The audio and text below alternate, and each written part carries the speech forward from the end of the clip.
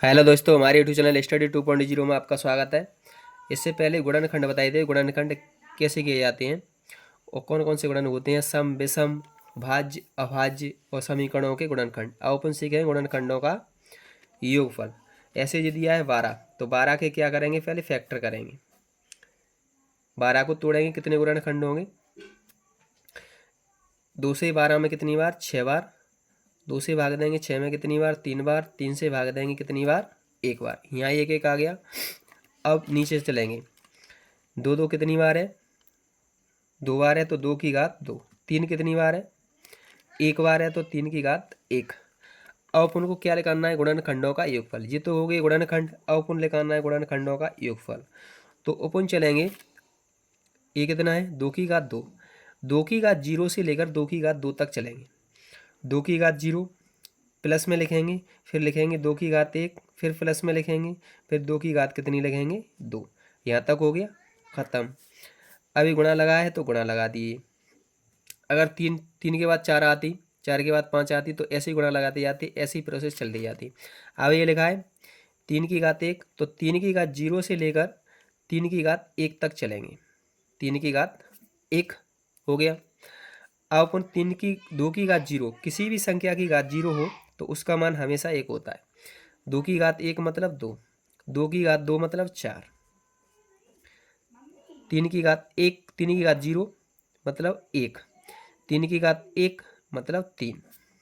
ठीक, इसको जोड़ लेंगे, 4 2 6 और 1 7। कितना हुआ, 7। गुणा लगा के अगले क्वेश्चन में क्या है, 3 में 1 जोड़ेंगे तो 4। 7 का गुणा 4 से करेंगे, 4 सत्ते 28 या 7 चौक 28। इस गुणनखंडों का योगफल कितना आएगा, 28। ऐसे गुणनखंड 12 के कितने गुणनखंड होंगे, कितने होंगे, कितने गुणनखंड होंगे, उनका योगफल कितना होगा, 28 होगा। क्या होगा, 28। अब अपन देखेंगे 36। 36 के कितने निकलेंगे और उनका योगफल क्या होगा।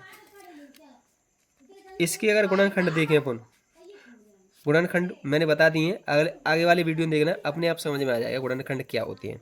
अब अपन देखेंगे 36 का योगफल, गुणनखंडों का योगफल। 2 से भाग कर दे में 36 में कितनी बार जाएगा, 18 बार। 2 से भाग दे में 18 में कितनी बार जाएगा, 9 बार। अब 3 से कटेगी ये 9। 3 का भाग 9 में कितनी जाएगा, 3 बार। 3 का भाग 3 में कितनी बार जाएगा, 1 बार। तो 2 कितनी बार आ रहा है, 2 बार। तो लिखेंगे 2 की घात 2 गुणा 3 कितनी बार आ रहा है, 2 बार। 3 की घात 2। अब अपन 2 की घात 0 से लेकर 2 की घात 2 तक चलेंगे। तो 2 की घात 0 प्लस 2 की घात 1 प्लस 2 की घात 2, ये कुष्ठक मान। फिर ये चलेंगे, अब यहाँ चलेंगे 3 की घात 0 से लेकर 3 की घात 2 तक। 3 की घात 0 प्लस 3 की घात 1 प्लस 3 की घात 2, ये कुष्ठक बंद।